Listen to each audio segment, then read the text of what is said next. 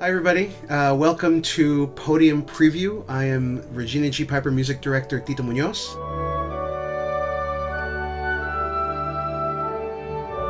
This exclusive video series is only available to our Classic Series subscribers, so thank you. Today I will be discussing our second classics program, Brahms and Dvořák to Die For, which kicks off our Friday Nights in Mesa concert series.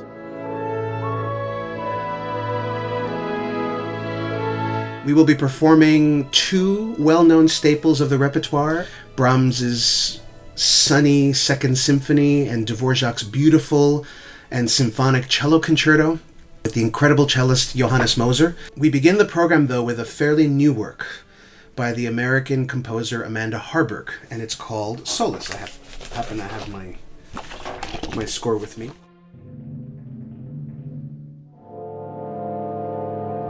Amanda is currently a professor at the Mason Gross School of the Arts, Rutgers University in New Jersey. But when I was studying music as a kid in New York, I took composition lessons at the Music Advancement Program of the Juilliard School, and Amanda was my very first composition teacher. So we've kept in touch. I consider her a wonderful friend and colleague. And I'm so thrilled that we could bring Amanda's piece to the Phoenix Symphony for this, my 10th year with the orchestra. Amanda is originally from Philly, and in her notes for this piece, she recalls her very first experience hearing an orchestra for the first time. She was 5 years old, and her parents took her to a Philly orchestra concert. It was an outdoor concert of the Tchaikovsky Sixth Symphony, the Pathetique Symphony. The way she describes it, she says that during the performance, there was a violent thunderstorm that erupted. She says, the full force of the orchestra, punctuated by thunder and lightning, made me feel like I was surrounded by golden pillars of sound. That was the moment I first sensed that making music would be a defining element in my life, unquote. She goes on to talk about how composing soloists brought her back to this experience, how the colors of the orchestra and soloists brought her back to those golden pillars of sound that so transfixed her in her childhood. The title, Soloist, refers to the golden sun-like brilliance that the piece evokes, but there's definitely a big climax in the piece that definitely describes. But the whole piece is so beautiful. It opens with this beautiful trumpet solo that sets up this incredible arc. The piece is about 7 minutes long. Amanda's music is described as melodic, tonal, lyrical, songful. Really wonderful adjectives that describe her music, but also describe this wonderful piece. And so I'm looking forward to introducing her and her music to all of you during these concerts. I'm going to spend the majority of this talking about the next piece on the program, Dvořák's Cello Concerto. And I happen to have my score for that here too, this lovely orange score. Dvořák's Cello Concerto in B minor, opus 104, maybe one of my most favorite concertos for any instrument. It is a really, really special piece, and I described it earlier as symphonic, and the reason being, the cello and the orchestra are real partners in this. He interweaves both parties in such an imaginative and mature way. This is definitely a mature piece by a very seasoned composer. The orchestra and cello are equal partners. This is not just kind of some flashy showpiece for the soloist, although it is a very difficult piece for the soloist.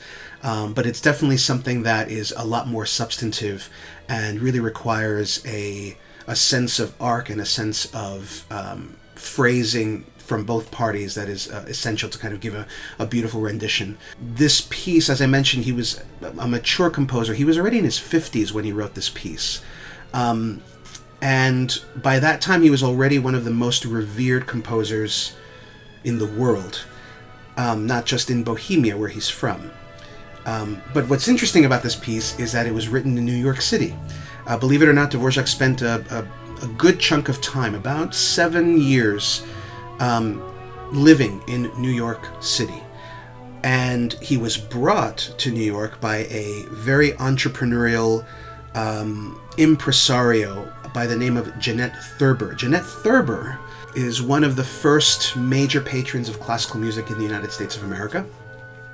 She had a vision. Her vision was to have a federally funded National Conservatory of Music in America, akin to the conservatories in Europe, specifically the Paris Conservatory, because that's where she actually spent some time studying. She thought this would be a great idea for the United States, and so she lobbied very hard to try to get a federally funded Conservatory of Music. Unfortunately, that aspect of it did not ever come to fruition, because we don't have it. We never did. Although she did make some pretty important strides in that way. There was a Congress did pass a bill at one point that considered the idea of having in Washington D.C. a national conservatory, but that never came to fruition. In any case, her school, the National Conservatory of Music in the United States of America, which is what it was called, in New York City, was an incredibly successful venture for its time.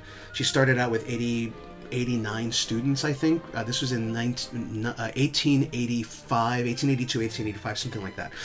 And eventually, 10 years later, in the 1890s, it grew to like 3,000 students. I mean, this was a really successful thing. Her rival, I think it was called the Musical Art Institute of New York, which is the precursor to the Juilliard School. That was the rival school. Was also very successful, obviously in its own right. But what set Jeanette's conservatory apart from that other one is that she was an advocate of the rights of women, she was an advocate of the rights of minorities, and she was an advocate for the rights of the disabled. And so her school was fully integrated. It not only for minorities, specifically Black and Native American, but also women and disabled folks were given scholarships to attend her school. So she was very progressive in her thoughts. And part of the reason why she wanted to found this conservatory, aside from just training musicians, is she had the idea that America needed to find its own voice in the world of music, in the world of classical music. Everything was imported at that point. And so she thought that we needed to figure out how we were going to use what we have here in this country to create a new school of music. Her idea was to bring Antonín Dvořák to be the director of the school, because Antonín Dvořák was so successful at that in his own country, in his own place. His music is very Czech, it's very bohemian. He was able to create a school of music that really was nationalistic and that was very special, and in a lot of ways, almost single-handedly. He was really just sort of the champion of this idea. And so she brought him in, she convinced him after several tries, and it was only his wife, Anna, was the one that finally said, you should do this, because the salary was so high. It was the equivalent of $500,000 a year. And so she convinced him to come to New York, and he came to New York and was tasked with helping America find its voice. Not an easy task. But he agreed with Jeanette's vision. He agreed with the idea that we needed a national conservatory. He agreed with the idea of integrating the school. He came very naive. No politics, nothing. He just was like, obviously, we need to include everybody, and we need to listen to everybody, and we need to hear what everybody's contributions are. To the extent where he even spoke with the New York Herald, which was the New York Times at the time, and he said the future of American music is in the Negro melodies. He actually came out publicly and said this without realizing how controversial that phrase was going to be. And sure enough, his assistants were some of the his assistants and students were some of the first Black musicians and Black composers that this country had to offer. In fact, many of his students ended up being the students of George Gershwin, of Aaron Copland, of Duke Ellington. And so there was a lot of this incredible lineage stemming from the National Conservatory and Antonín Dvořák with the help of Jeanette Thurber. I'm telling you all of this because Dvořák was in America during this time, which is when he wrote this piece and two other major works of his. The American String Quartet, number 12, and then the Symphony from the New World. That subtitle, From the New World, was Jeanette Thurber's suggestion, since he was here. And he wrote that piece telling his students, his Black students, you've influenced me, I've written my own spiritual that's going to be included in this symphony, and that is the slow movement of the New World Symphony, the English horn theme. And amazingly enough, he was so giving and open-minded about everything. He was very adamant that all of these elements that we had here in America could be used. He was very also adamant that white composers needed to listen to black music, black musicians, and be influenced by them. Towards the end of his stay in America, 1895, he began working on this cello concerto. Now, both the American String Quartet and the New World Symphony certainly had influences of this American stay. The cello concerto does not. The cello concerto is very much Dvořák from his own place, even though he wrote it in American. And by that time, I think he was maybe getting a little homesick. He wasn't getting paid as often as he was supposed to. So I think he was getting a little frustrated just being in New York. And so he maybe was in another place in his mind. He was commissioned, or I should say he was asked by his friend Hanuš Vihan to write a cello concerto. And Dvořák at first was really not too thrilled of the idea. He didn't think the cello was a good solo instrument with an orchestra. He thought the cello's high register was too nasally. He thought the mid register, the tenor register was good, but then the low register was very mumbly. He just didn't like the idea of a solo instrument, didn't think it really worked when he's heard it. So he was not keen on doing it. Until he actually heard a colleague of his, Victor Herbert, who was another teacher at the conservatory, who was also the principal cellist of the New York Philharmonic that premiered the New World Symphony. Victor Herbert wrote a cello concerto, and it's also a standard work for cellists to learn. He wrote it, he premiered it, Dvořák heard it, and Dvořák was like, oh, not bad. Actually, that sounds good. Like, I think I can use some of that, or use the ideas that he uses. So he was very influenced by Victor Herbert's cello concerto and said, okay, I'll take a crack at it and give it a try. And so he uses the key of B minor, which is what Victor Herbert uses for his second movement, and he begins writing the piece for Vihan. At the same time that he was writing this piece, he received a letter from Anna, his wife, had an older sister named Josefina. Josefina was a very good friend of Dvořák. In fact, a lot of people think that Dvořák really was in love with Josefina and married Anna to just be close to her. We don't know exactly the extent of this relationship, or if Josefina even reciprocated in any way, but we do know that Dvořák did like Josefina very much, and they were very close, and it was very platonic. So in any case, Josefina wrote Dvořák a letter in 1895, said, I'm dying, I'm ill, and I'm probably not going to live very long. And so Dvořák was very sad and taken from that, and there's a reason why I'm saying that, because he actually does incorporate something in the piece to pay homage to Josefina. So Dvořák writes the piece, at least the cello part and the piano part. He sends it to Vihan. Vihan takes it, learns it, makes some changes that he thinks are going to be better suited for the concerto. And so then Dvořák and Vihan get together and play through it together. And Vihan shows Dvořák his changes. Some of them are just technical. This is not uncommon for concerto soloist and composer collaboration. Some of them are technical. This would be easier on the cello, so just fit better with the hands. But some of them were musical, were compositional, and Dvořák took a lot of was concerned about these things. And two things in particular were two cadenzas. That's when the orchestra stops playing and the soloist plays by themselves for a couple minutes. Vihan wanted to include two cadenzas in the work, one in the second movement, one in the third movement, and Dvořák flat out said absolutely not. And I know Vihan was a little bit annoyed, because Vihan actually wrote a cadenza for the third movement that incorporated melodies from all the things. He actually spent a lot of time on it, and he was certain that Dvořák would say, absolutely sure, sounds great. Didn't happen. And so in any case, it ruffled some feathers, but it didn't affect their relationship. Dvořák still wanted Wihan to premiere it whenever they had an opportunity to premiere it. And that opportunity did eventually come. The London Philharmonic contacted Dvořák and said, "We'd love for you to come and perform a couple of concerts with the London Philharmonic." Dvořák said, "Hey, this would be a perfect opportunity to premiere my new cello concerto with Wihan." And so the London Philharmonic agreed. They contacted Wihan. Wihan said, "I'm not available for the date." The London Philharmonic said, "This is really the only date. Unfortunately, we can't change the date." So Wihan declined. The London Philharmonic engaged a different cellist, Leo Stern, without telling Dvořák. I think they just overlooked it. They didn't know what the relationship was, so they engaged this other cellist. They told Dvořák. Dvořák was furious, and Dvořák even withdrew from the concerts at first until something happened. We don't know exactly because this part of the story was not documented. But we assume that Dvořák and Wihan spoke. They came to a cordial agreement. I guess Wihan maybe released Dvořák from his promise to allow him to be the work's premier cellist.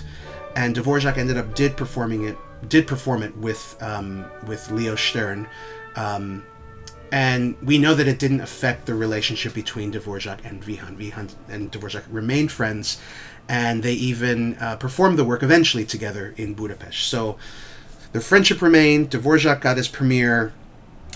It was a wild success, and then there's the story of publishing, because when he spoke to his publisher, he told his publisher, "You better not change anything in the piece, and especially not any of Wihan's changes. I want it specifically like this." And he talked to us about the way the piece ends, because that's where the cadenza would have been.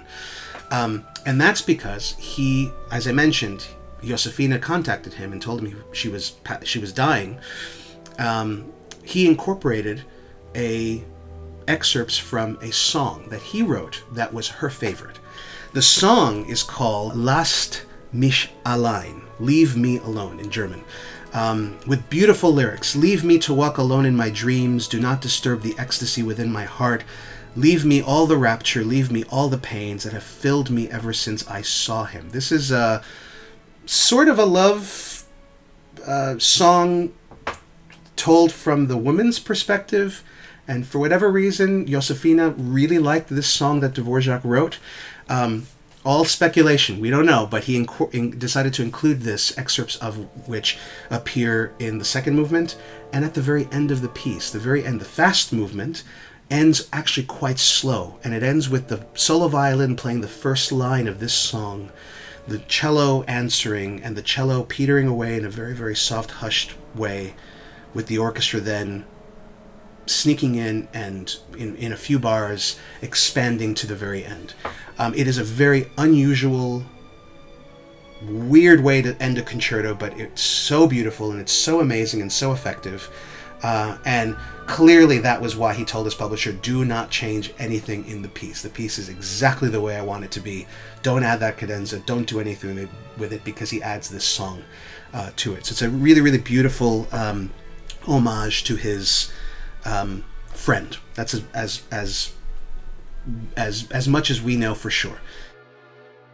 We finish with another sunny work, Brahms' Second Symphony. There's really not a lot to say about Brahms' Second Symphony, other than it took him one summer to write it, as opposed to his First Symphony, which took him 21 years to write. Brahms was living in the shadow of Beethoven. He was super self-conscious. Everybody was expecting Brahms to be the next coming, the second coming of Beethoven, and Brahms felt that pressure. He wrote his First Symphony, eventually did write it and released it, and it was a huge success. Maybe that allowed him to just breathe, because he took a vacation. He was in the Lake Wörth, which is in the south of Austria. It's this incredibly beautiful town in the north of the lake that other composers even have been to and have been inspired by. And he wrote this piece in one summer while he was there. The piece is so beautiful, it's so sunny, it's so full of life, and in some ways, it's just a very easygoing piece. And I laugh because you know how the movements are usually titled things like allegro and largo and adagio and things like that, which mean variations of fast and slow and walking tempo and all these different things that we kind of use as adjectives.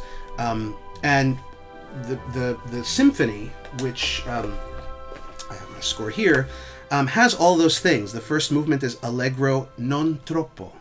The second movement is adagio non troppo. So he actually writes these things, but he also adds the qualifier not too much. So allegro, not too much. Adagio, not too adagio. Allegretto grazioso for the third movement, which is somewhat fast, but pleasantly. Okay, quasi andantino. Andantino, it's sort of andante, sort of walking tempo, and quasi meaning almost. Presto ma non assai. That means presto, which is very fast, but not too assertive, not too vigorously. The Vienna Philharmonic premiered it. The audience loved it, and it is now one of the staples of our repertoire.